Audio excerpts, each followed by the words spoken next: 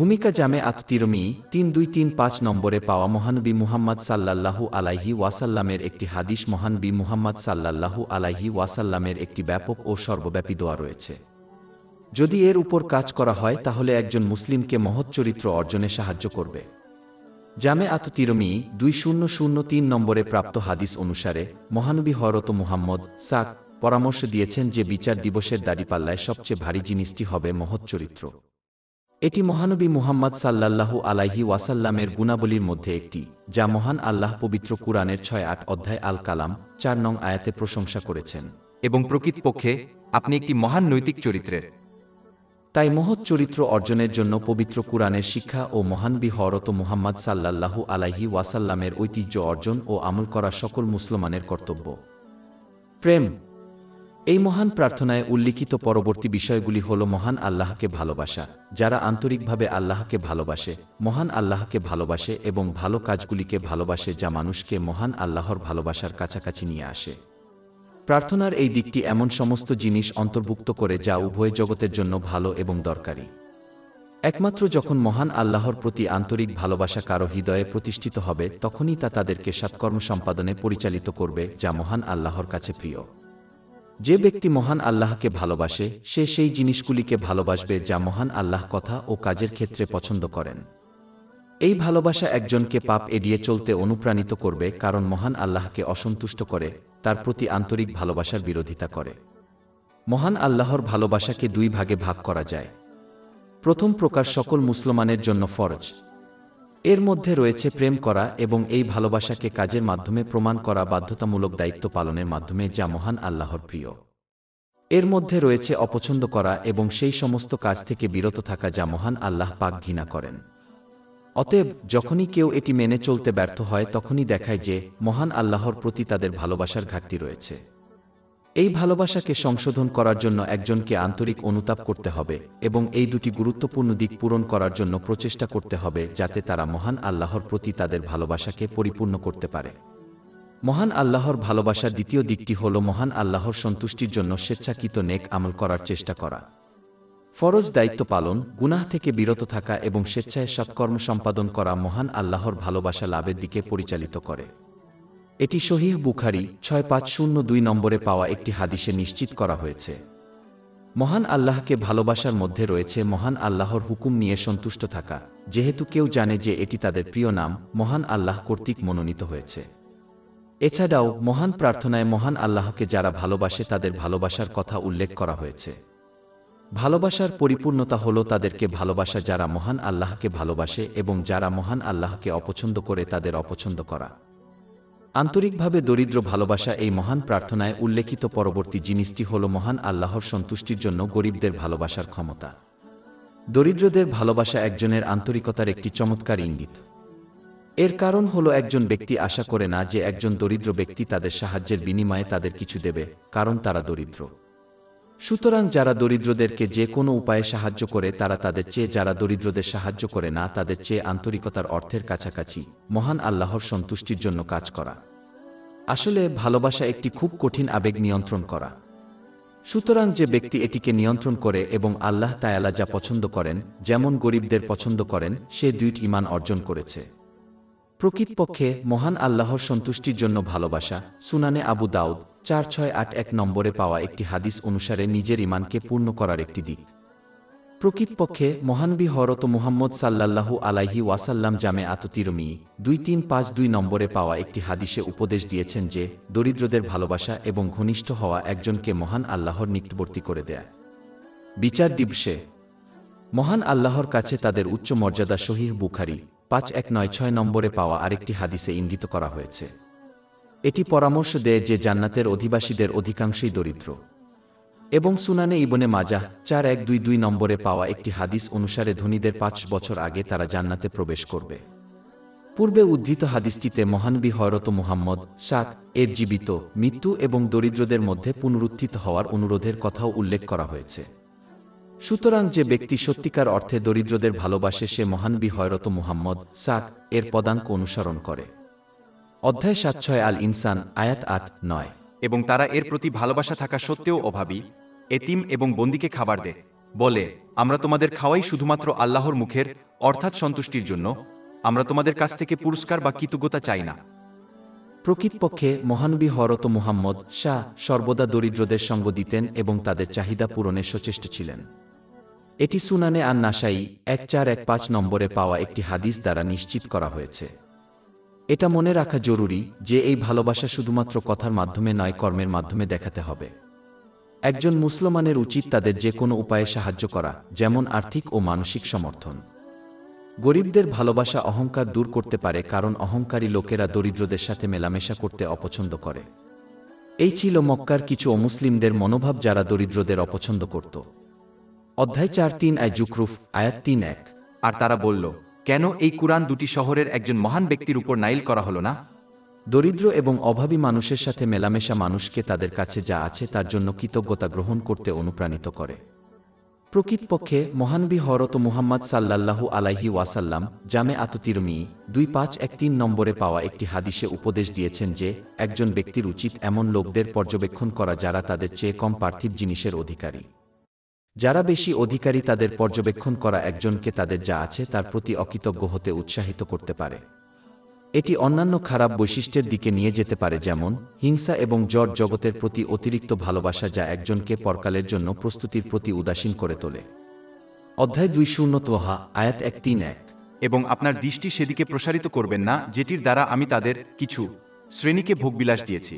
এটি কিন্তু পার্থিব জীবনের জাকজমক যার দ্বারা আমরা তাদের পরীক্ষা করি, আর তোমার প্রভুর রিজিক উত্তম ও স্থায়ী। এ কারণেই মহানবী মুহাম্মদ সাল্লাল্লাহু আলাইহি ওয়াসাল্লাম তার স্ত্রী মুমিনদের মা আয়েশা রাদিয়াল্লাহু আনহুকে জামে তিরমিজি 1780 নম্বরে পাওয়া একটি হাদিসে কেবলমাত্র গ্রহণ করার পরামর্শ দিয়েছিলেন। তার প্রয়োজনীয়তা ও দায়িত্ব পূরণের জন্য এবং ধনীদের জমায়েত এড়ানোর জন্য এই দুনিয়া থেকে ন্যূনতম বিধান। উল্লেখ্য যে প্রকৃত দরিদ্র ব্যক্তি সেই ব্যক্তি যে মহান আল্লাহর প্রেম ও ভয়ে বিনীত হওয়ার ফলে মহান আল্লাহর কাছে দারিদ্র্য ও অভাবগ্রস্ত অবস্থায় রয়েছে। তারা শুধুমাত্র মহান আল্লাহকে প্রয়োজন যা তাদের অভাবী করে তোলে এবং উদ্বিগ্ন যখন এটি বিশ্বের আসে, তাই এই ক্ষেত্রে তারা ধনী যদিও তারা হতে পারে। মহান আল্লাহর ক্ষমা ও করুণা। এই মহান প্রার্থনার পরবর্তী দিকটি মহান আল্লাহর ক্ষমা ও রহমতের জন্য। এই দুটি উপাদান রয়েছে যা উভয় জগতেই ভালো। আসলে ক্ষমা ছাড়া তাদের পাপ মুছে ফেলা যায় না, এবং মহান আল্লাহর রহমত ব্যতীত অনুপ্রেরণা, জ্ঞান, শক্তি এবং সৎ কাজ করার জন্য প্রয়োজনীয় সুযোগের আকারে কেউ সৎ কাজ করতে পারে না। পরকালে মহান আল্লাহর ক্ষমা ব্যতীত কেউ জাহান্নাম থেকে বাঁচতে পারে না এবং তার রহমত ব্যতীত জান্নাতে প্রবেশ করতে পারে না। এটি সহিহ বুখারী 5673 নম্বরে পাওয়া একটি হাদিস দ্বারা নিশ্চিত করা হয়েছে। ট্রায়াল এবং ক্লেশ। এই মহান প্রার্থনায় উল্লিখিত পরবর্তী দিকটি হল পরীক্ষা ও ক্লেশ থেকে মহান আল্লাহর কাছে আশ্রয় চাওয়া। একজন মুসলমানের উচিত পরীক্ষা থেকে সুরক্ষা কামনা করা, বিশেষ করে যেগুলো কারো বিশ্বাসকে প্রভাবিত করতে পারে, এমনকি যদি এর অর্থ মৃত্যু কামনা করা হয়। ইমানের পরীক্ষা হওয়ার আগেই দুনিয়া থেকে বিদায় নেওয়া একটি বড় নিয়ামত এবং পরীক্ষা থেকে আশ্রয় প্রার্থনাকারী হাদিসগুলো মূলত এ ধরনের পরীক্ষার ইঙ্গিত দেয়। উদাহরণস্বরূপ জামি তিরমিজি 3604 নম্বরে পাওয়া একটি হাদিস মুসলমানদেরকে জীবন ও মৃত্যুর পরীক্ষা থেকে মহান আল্লাহর কাছে আশ্রয় প্রার্থনা করার পরামর্শ দেয়। জীবনের পরীক্ষাগুলি প্রধানত সেই বিষয়গুলি নির্দেশ করে যা একজনের বিশ্বাসকে প্রভাবিত করতে পারে, যেমন অবিশ্বাস, খারাপ উদ্ভাবন এবং পাপের উপর অবিচল থাকা। যখন কেউ এই জগতের আধিক্যের পেছনে ছুটতে থাকে তখন সবই ঘটতে পারে। প্রকৃতপক্ষে জামি তিরমিজি 2376 নম্বরে পাওয়া একটি হাদিস সতর্ক করে যে খ্যাতি ও সম্পদের প্রতি ভালোবাসা একজনের ইমানের জন্য ধ্বংসাত্মক। ভেড়ার পালকে ছেড়ে দেওয়া দুটি ক্ষুধার্ত নেকড়ে দ্বারা সৃষ্ট ধ্বংসের চেয়েও বেশি। মৃত্যুর বিচারের মধ্যে রয়েছে মৃত্যুর সময় বিশ্বাস হারানো এবং কবরের পরীক্ষা। প্রকৃতপক্ষে সুনানে আন নাসাই 2064 নম্বরে পাওয়া একটি হাদিস অনুসারে কবরের বিচার ততটাই কঠিন হবে যেমনটি খ্রিস্টশত্রুদের বিচার করা হয়েছিল। এটি উল্লেখ করা গুরুত্বপূর্ণ যে সুনানে ইবনে মাজাহ 4077 নম্বরে পাওয়া হাদিস অনুসারে খ্রিস্টশত্রুদের বিচারের চেয়ে বড় কোনো বিচার এই পৃথিবীতে একজন ব্যক্তির মুখোমুখি হবে না। পবিত্র কুরআন ও মহানবী হযরত মুহাম্মদ এর হাদিসগুলি স্পষ্ট করে দিয়েছে যে এক বিশাল পরীক্ষা যা মানুষের ঈমানকে ধ্বংস করতে পারে তা হল বস্তুজগতের বিলাসিতা অর্জনের চেষ্টা। উদাহরণস্বরূপ সহিহ বুখারী 3158 নম্বরে পাওয়া একটি হাদিসে মহানবী মুহাম্মদ সাল্লাল্লাহু আলাইহি ওয়াসাল্লাম সতর্ক করেছিলেন যে তিনি আশঙ্কা করেছিলেন যে মুসলিমরা পার্থিব বিলাসিতাগুলির জন্য প্রতিযোগিতা করবে এমন পরিমাণে যে এটি তাদের ধ্বংস করবে। তিনি আরও বলেন, অতীতের জাতিসমূহের ধ্বংসের প্রধান কারণ এটি ছিল। প্রকৃতপক্ষে মহানবী মুহাম্মদ সাল্লাল্লাহু আলাইহি ওয়াসাল্লাম জামে আত-তিরমিজি 2336 নম্বরে পাওয়া একটি হাদিসে স্পষ্টভাবে সতর্ক করেছেন যে প্রতিটি জাতি একটি প্রধান পরীক্ষার সম্মুখীন হয় এবং এই জাতির প্রধান পরীক্ষা ও বিচার হল সম্পদ। প্রকৃতপক্ষে পবিত্র কুরআন নির্দেশ করে যে প্রতিটি ব্যক্তি অন্য ব্যক্তির জন্য একটি পরীক্ষা। 2:5 অধ্যায় আল ফুরকান আয়াত 2:0। এবং আমি তোমাদের কিছুকে অন্যদের জন্য পরীক্ষা হিসাবে করেছি, তোমরা কি ধৈর্য ধরবে? যেমন ধনীরা গরিবের জন্য পরীক্ষা আর অমুসলিম একজন মুসলিমের জন্য পরীক্ষা। অন্য একটি আয়াত ইঙ্গিত করে যে লোকেরা কিভাবে ভালো বা খারাপ বিবেচনা করে সেগুলি তাদের জন্য পরীক্ষা এবং পরীক্ষা। অধ্যায় 2:1 আল আম্বিয়া আয়াত 3:5। এবং আমরা পরীক্ষা হিসাবে মন্দ এবং ভালো দিয়ে তোমাদের পরীক্ষা করি, এবং আমাদের কাছেই তোমাদের প্রত্যাবর্তন করা হবে। এর অর্থ হল ভালো সময় এবং অসুবিধার মুখোমুখি হওয়া একজন মুসলিমের জন্য একটি পরীক্ষা। ভালো সময় হলো একটি পরীক্ষা যার জন্য কৃতজ্ঞতা প্রয়োজন এবং অসুবিধা হলো একটি পরীক্ষা যার জন্য ধৈর্যের প্রয়োজন। জামে আত-তিরমিজি 2464 নম্বরে পাওয়া একটি হাদিস অনুসারে কষ্টে ধৈর্য ধরা সহজে কৃতজ্ঞ হওয়ার চেয়ে সহজ। এটা মনে রাখা জরুরি। এর অর্থ এই নয় যে একজন মুসলিমকে সম্পূর্ণরূপে পরিত্যাগ করা উচিত যা তাদের জন্য পরীক্ষা হতে পারে, যেমন সম্পদ।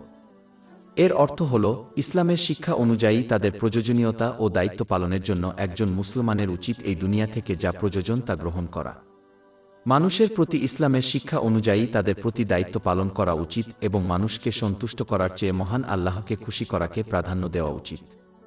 মহান আল্লাহকে অমান্য করে মুসলমান যদি মানুষকে খুশি করার জন্য কাজ করে তাহলে মানুষ একজন মুসলমানকে রক্ষা করবে না। কিন্তু মহান আল্লাহ একজন মুসলিমকে মানুষের নেতিবাচক প্রভাব থেকে রক্ষা করবেন যতক্ষণ পর্যন্ত মুসলিমরা মহান আল্লাহকে মান্য করে, যদিও এই সুরক্ষা তাদের কাছে স্পষ্ট না হয়। ইসলামের 2 অংশ প্রার্থনার প্রথম অংশটি হল মহান আল্লাহর কাছে একজনকে সমস্ত নেক আমল করার এবং সমস্ত পাপ পরিত্যাগ করার ক্ষমতা দেওয়ার জন্য একটি অনুরোধ। এটি একটি সর্বব্যাপী বিবৃতি কারণ এই দুটিকে ইসলামের 2টি অংশ হিসাবে বিবেচনা করা যেতে পারে। যাকে তা দেওয়া হবে সে মহান আল্লাহর রহমতে দুনিয়া ও পরকালে সফলকাম হবে। সর্বপ্রথম লক্ষণীয় বিষয় হল মহানবী হযরত মুহাম্মদ সাল্লাল্লাহু আলাইহি ওয়াসাল্লাম মুসলমানদেরকে বোঝার গুরুত্ব শেখাচ্ছেন যে সৎ কাজ করার অনুপ্রেরণা, জ্ঞান, শক্তি এবং সুযোগ সবই আল্লাহর কাছ থেকে আসে।